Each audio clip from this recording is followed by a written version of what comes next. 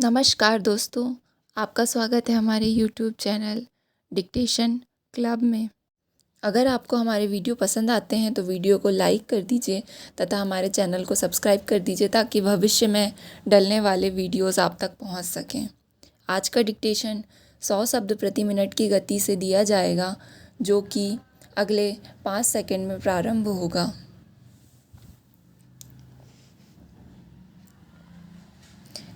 Start.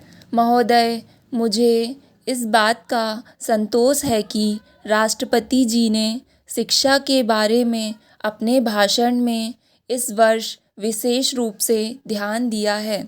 हमको दुख के साथ यह स्वीकार करना चाहिए कि आज़ादी के बाद शिक्षा में जितना सुधार होना चाहिए था वह नहीं हो सका है। उसके कुछ भी कारण रहे हों, आर्थिक हों या दूसरे, लेकिन यह हमको मानना पड़ेगा कि शिक्षा के क्षेत्र में अभी बहुत कुछ काम करने को बाकी है। शिक्षा आयोग की रिपोर्ट की जो सिफारिशें हैं उनको तुरंत अमल में लाया जाना चाहिए था, परंतु ऐसा नहीं किया गया। इसके कई कारण हैं। योजना आयोग ने और भारत सरकार ने बुनियादी शिक्षा को स्वीकार किया है।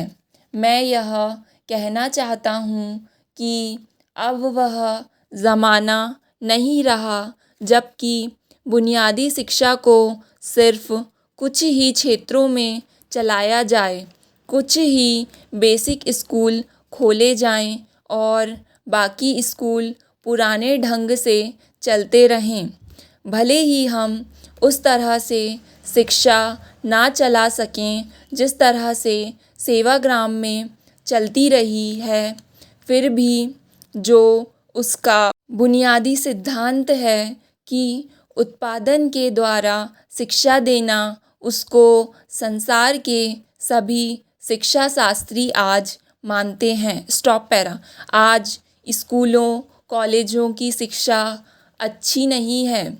यह सभी जानते हैं कि आज की शिक्षा बच्चों को बेकार बना रही है। इसलिए मैं तो यह चाहता हूँ कि जो हमारी शिक्षा हो, जो स्कूल कॉलेज हों, उनमें बुनियादी शिक्षा का सिद्धांत ज़रूर लागू किया जाना चाहिए।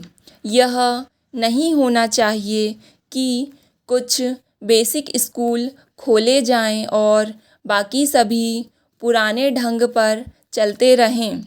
आज जो बच्चे हैं उनकी पढ़ाई रुक जाती है, वे कॉलेज में नहीं जा सकते। मैं समझता हूँ कि हमारा शिक्षा मंत्रालय इसकी तरफ पूरा ध्यान देगा ताकि राष्ट्रपति जी ने अपनी भाषण में जो कुछ कहा है वह पूरा हो सके और शिक्षा के क्षेत्र में परिवर्तन हो सके। Stop para.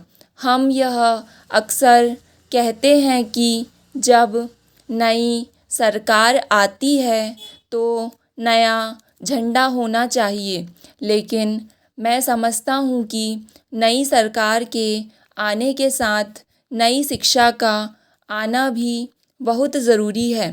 राष्ट्रपति जी के भाषण में दलित जातियों के बारे में भी ज़िक्र है। मैं उसको बहुत महत्वपूर्ण मानता हूँ।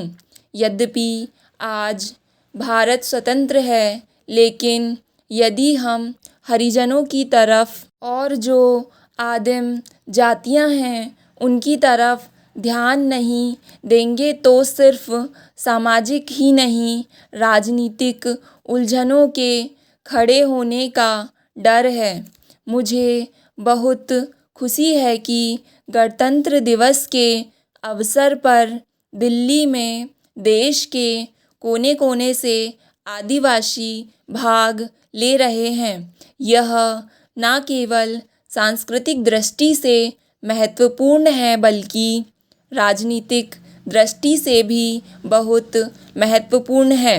हमको समझना चाहिए कि जो आदिवासी लोग हैं, जो आदिवासी क्षेत्र हैं, वे भारत के अभिन्न अंग हैं। हमें उनको भी यह बतलाना है कि सारा देश उनके कल्याण के लिए और उनकी भलाई के लिए प्रयत्नशील रहता है।